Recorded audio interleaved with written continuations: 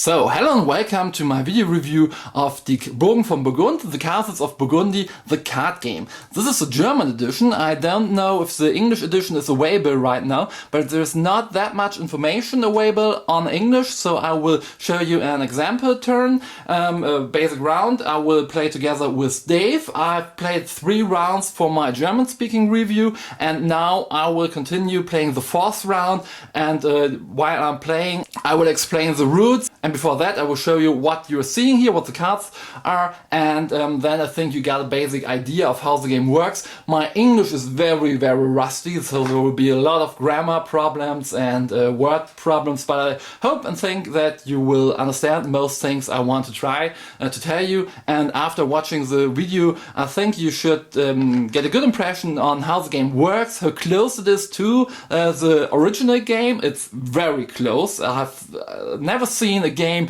translated in card form that plays almost exactly the same as the big board game, but now let's start. So what we are seeing here, those are the display cards. Now the next round is starting, so we are discarding all cards left from the last round, and as we are playing with 2 players, we'll take 6 cards and place them right under the numbers, just one after the other. And since there are 6 cards and we are taking 7 cards, we take the last card. Look what number it is. It is a 2, so we place it next to the 2. In the rules it's shown that you should order the cards this way, so down and not side by side. But I think for videos this is way better. And later on in the game, if I want to take this card, I have to play a 3. If I want to take this card, I have to take 1. If I'm playing a 2, I take either of those cards, not both, but any card under number. If we're playing with 4 players, there are 13 cards in the game, so there are 2 or 3 cards under each number. So what else do we got here? This is silver. You need silver to perform an additional action. I will show you soon how that works. This is a worker card. You need a worker card to manipulate your dice or cards. So if I play a card with a 3 and I want to use it as a 2, I have to discard a worker as well and make it a 2 or a 4, and I can use as many workers as I want. So I can play a 3 with 2 workers and play it as a 1 or 5, and if you have a 1 and play a worker, you can also make it to a 6, and this is circle wise. So then we have animal cards. There are always 2 piles which should have the same height in the beginning, and those will give you points. I will show you that. And those are trade good. There are also 2 piles of the same height, and they have numbers showing what numbers you need to sell them to get extra points, to get silver. I will show you that in a moment. And those cards are point cards, victory points. So if you need to take one of those cards, it's simply 1 point. If you get 2 points, you just take 1 card showing 2 points. Those are the bonus cards for each round. We have played round C, and now we are turning to round A. So those are the bonuses for getting 3 of a kind. I will show you that in a moment. In the beginning, in round A, the bonuses were much higher. You get 3 points, or 2 animal cards, or 2 goods, or 3 workers, or 3 silver for completing 3 of a kind. In the next round, the bonuses become a bit weaker, way weaker, and so and the later you manage to complete your 3 of a kind, the smaller the bonus will be. So we are in round D. So if I complete the 3 of a kind, I get 2 silver or 2 workers or a silver and a worker. So this is a card. If you manage to play out all 7 card types in your estate, then you're getting this card, giving you 4 extra bonus points. If nobody else does this, then you have 4 points more than everyone else. If another person managed to do it, he gets 3 points and 2 and 1, and so that is one of your goals, to get all 7 cards out as soon as possible. And then there are these bonus cards. The first player who is getting 3 of a kind in yellow gets this bonus card, and so he has 1 additional point. So that is one of your goals in the game, to get 3 of a kind in the color no one else did have 3 of a kind before, to get the additional bonus point. So that was the common game area, and every player has its own area. So here's the warehouse where I can place my goods, my workers, my trade goods, my animals once I got them, so they are all deployed here. This is my, I don't know, these are my projects, the things I plan to build in the future. Every time I take a card from here, I store it first in the projects and then later on I can build it in my estate. But first I have to place it here. Here can be up to 3 cards. If I'm taking a 4th card, I have to discard one of the cards laying here before. And then this is my estate. If I get point cards, I store them right under or next to this card.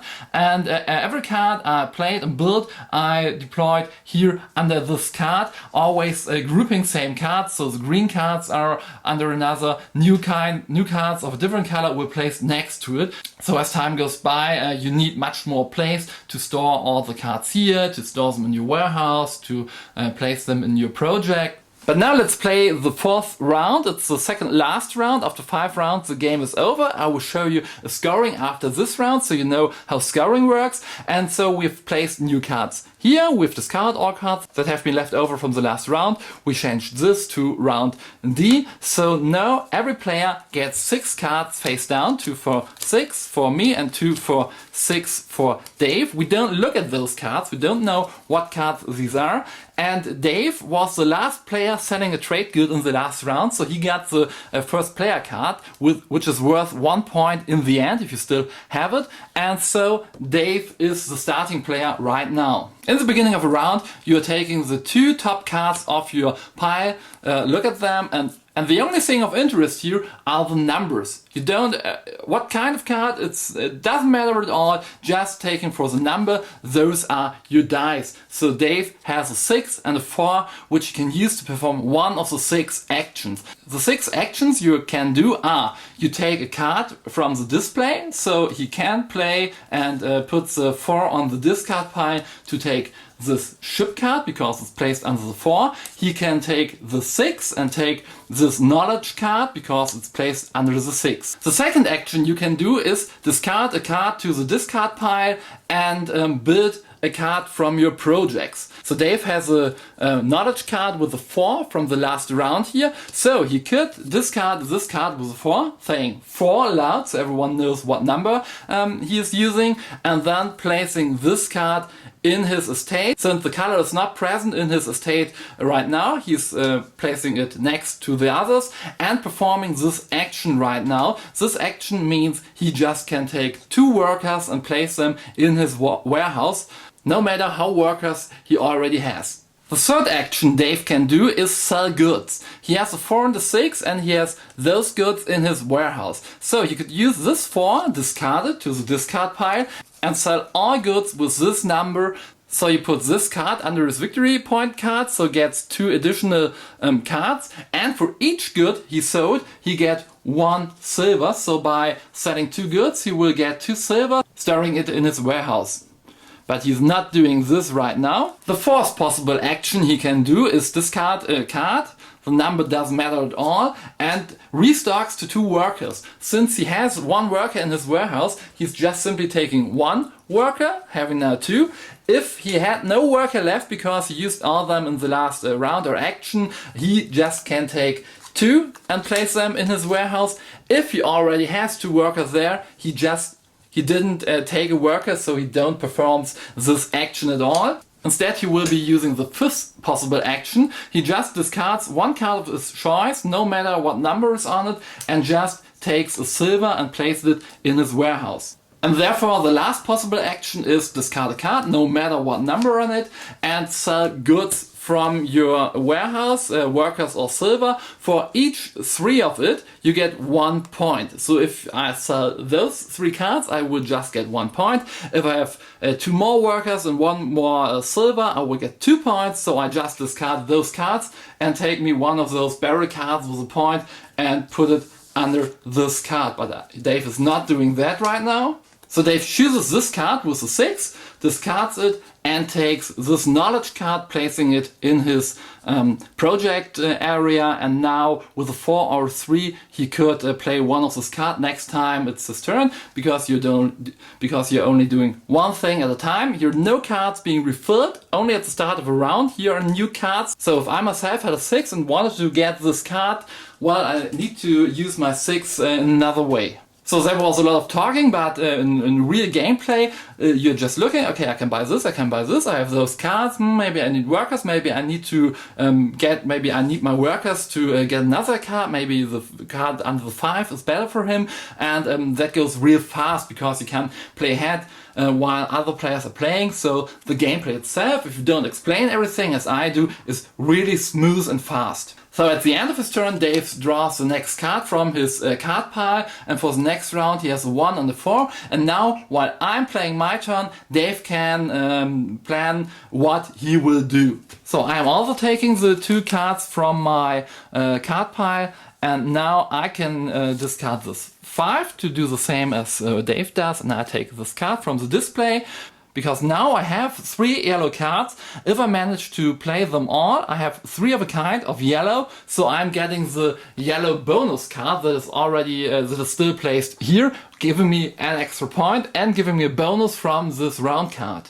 So that was pretty much all I can do in my turn right now. So I am drawing a new card, and oh, lucky me, I have a 6, and I can play when it's my turn the next time to place this knowledge card in my estate. That's really, really great, because I get 2 workers for that, and even if I hadn't any worker in my warehouse right now, I could use this 5 I have still left if I don't draw 1 and discard 2 workers. And I will show you soon why this is really great, but now it's Dave's turn. So Dave has a 4 and a 1. If he looks here, he could take this card with the 4, but he already has 3 ships, so that's not that big bonus for him.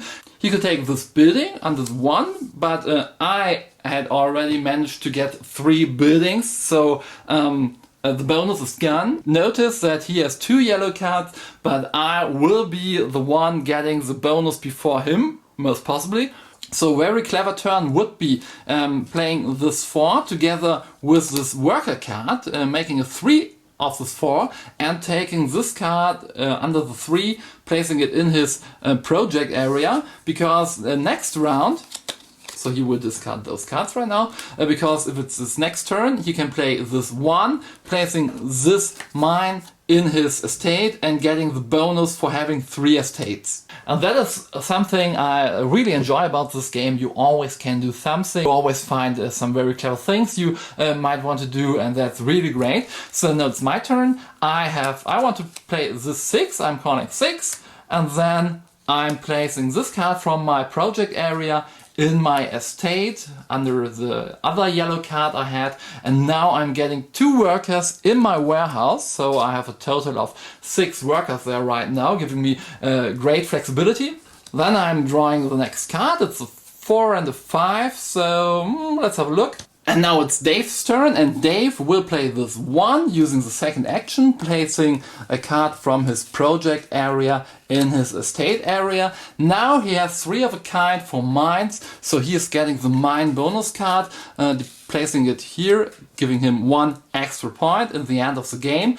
And now he can perform a bonus from this card, so he can choose if you want to have 2 silver, 2 workers, a silver and a worker. His warehouse is very empty right now, he hasn't much there, so maybe he wants to take 2 workers, giving him more flexibility in the end of for the rest of his turn. Drawing his next card, he has a 6 and a 2, and now he can think over what he might want to do when it's his turn the next time. And now I have those 2 cards on my hand, and I'm playing this 5 together with the 2 workers I got in my last turn, making it to 6 and a 1, you know, from 6 to 1, or from 1 to 6 is just 1 worker. So discarding this, discarding those 2. And now I'm placing this card in my estate, so I have 3 of a kind, so I get this bonus card, giving me 1 extra point in the end of the game. And what is important, and I haven't told you at all, here are victory points in the bottom of the card. So here's a 4, here's a 4, here's a 3,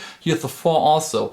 I'm just getting those points if I have 3 of a kind. So right now, if the game would end right now, I would get 4 points, not those 4 points, because I have only 1 blue card.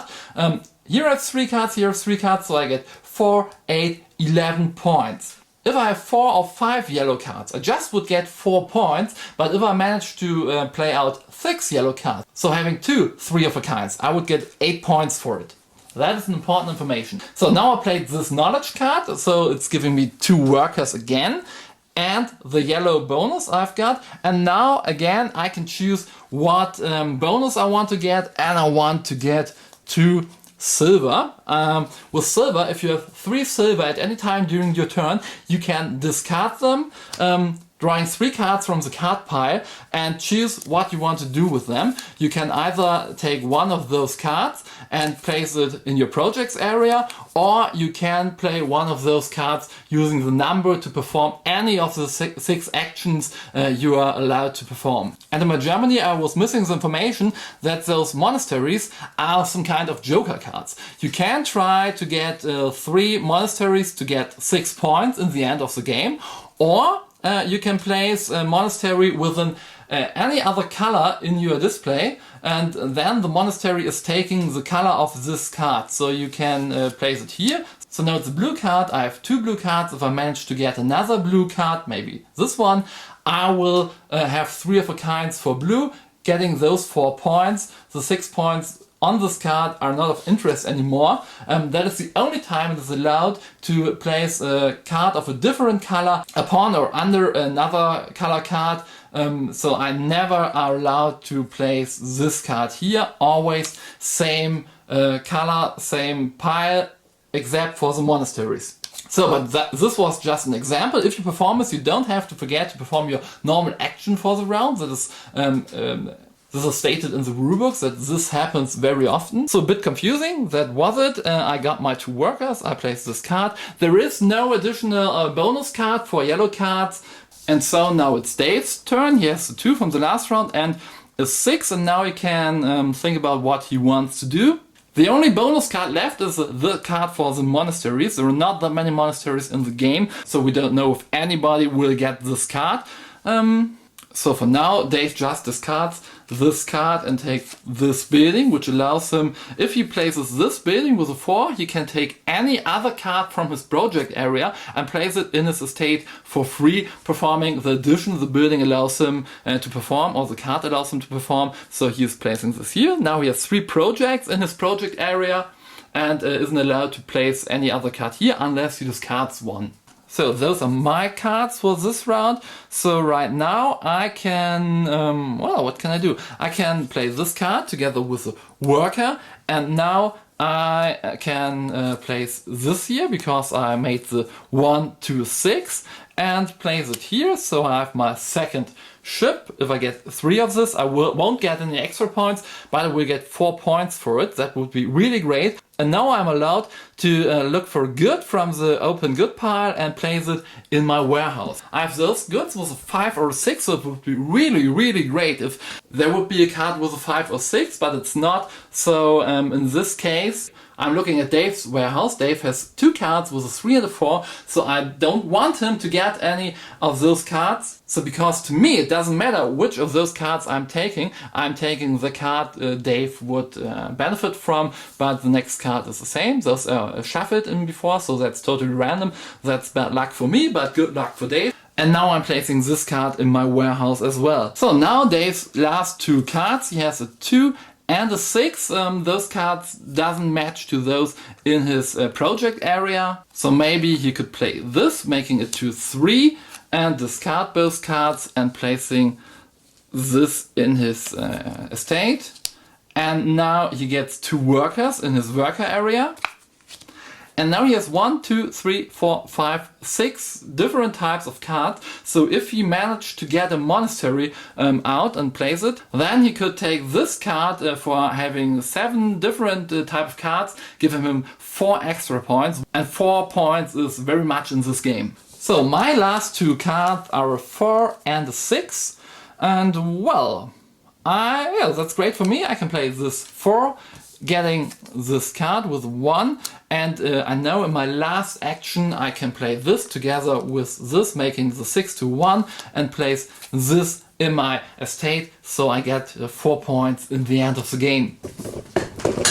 But before that, it's Dave's turn. Dave has only the 6, so if he wants to, he can take 2 workers, making the 6 to 4, discard all 3 cards, and place this building in his estate, so he can place another building from his project area for free. So he's placing this card here, giving him 3 points in the end of the game. And now he's allowed to take another card from his project area and place it here, so he just needs one more yellow card to get 4 points in the end of the game. So now it's my very last card. I have the 6 right now, and now I can sell goods. So I discard this card, take all cards with a 6 on it, so those 2 cards, making it 2 points, so giving me 1 victory point each. And since I managed to sell 2 trade goods, I take 2 silver, and now I have 4 silver, so I can discard 3 silver and draw 3 cards from here and choose if I want to have any of those cards in my project area, or if I want to use a number on it. So now, because I know the game will end after this example game, because I will show you how scoring works, I play this card together with worker, discarding all cards, and now I can use 1, and so I can place this card here. Now I'm allowed to get a good from, I'm allowed to take a good, so I'm taking this card, because now I have 2 cards with a 3 or 4. That would be good for the next round if there was any. And I have 3 blue cards giving me 4 points in the end of the game. So that's it, the turn is over. A normal game would play 1 last round with even weaker bonuses for managing 3 of a kind, because it's way easier as long as the game goes. But now I will show you scoring. Those are the victory point cards I gained in the game. So I have 1 point, 2 point, 3, 4, 5, 6 for this area. Now I'm looking, I have everywhere 3 of a kind. So I have 6 and 4 are 10, 13, 17, 21 points. And I have 4 different animals I got for playing pasture cards, and so since they're all different, I get 3 extra points. If I just had 3 different cards, I get 2 points. For 2 cards, I get 1 point, and if I get only 1 animal, I won't get any points. If I had managed to get even more animal cards, so this would be a set and this would be a set, giving me 3 points and 1 point, so in total 4 points, but I haven't. So that would be a total of 24 points for me, but I forgot, I was the one selling goods last in the last round. I get this starting player card, which is giving me 1 additional point, so I have now 25 points. So let's have a look at Dave's area. He has 1, 2, 3, 4, 5, 6 points. He has not 3 of a kind in yellow, so this is not giving him any points. Here is a 3 of a kind, so that is 10 points, 14 points, 16 points, no points for this because they're not 3 cards. And this are 19 points. He has 2 different animals giving him 1 extra point, so he has 20 points. And so Dave lost the game 25-20, and I'm the winner, but in normal gameplay we would have played another game, and then well, that's it. I just have 4 cards right now. I got all points for this, so I won't get any extra points in the next round, and Dave could try to get another yellow card, so he's getting 4 extra points here. Maybe he can play 2 more of these green cards, or he can play Monastery card, which is the 7th color, and then he is getting this card. I have no chance of getting 3 more cards out, so this would make 4 points for him, and if he gets more animals, so maybe in the last round Dave could have catched up with points and would be very close in the end. So I hope I wasn't too confusing at all, but now I think you maybe have a pretty good impression of how the Castles of Burgundy, the card game, works. If you are used to playing the base game of Castles of Burgundy, the big board game with dice, and you've seen this video, you feel how really close it is. Everything in the great dice game can be found here except for the dice, but they managed it very good with taking these cards for it. And well, you have pretty much the same game. The gameplay feels extremely close to the original game. And as you can see, the game board, the table is quite messy. It would be great if there was a playmat where you can place all the stuff, so it looks much nicer. But hey, it's a card game, very small. You can place all this card in this box. You don't even need this box. You can take all those cards and put them in a Ziploc or something and take them with you for holidays or so. And all you need is a big table. And then you have the great Castles of Burgundy here in the form of very small cards, but with a very deep gameplay. If you enjoy Euro games and designs by Stefan Feld, I think this is a great game. I am more the thematic gamer. I'm more in Time Stories and Battlestar Galactica and Editora and so on. So this is not my all-time favorite game, but it's a good game. It works quite well. It's really enjoyable. You always can do something all the time you're playing. You think about, okay, I'm taking this and now I'm getting this. It's a point salad in the end. For most things you do, you get points. So if all players are very good in this game, the points would be very close in the end.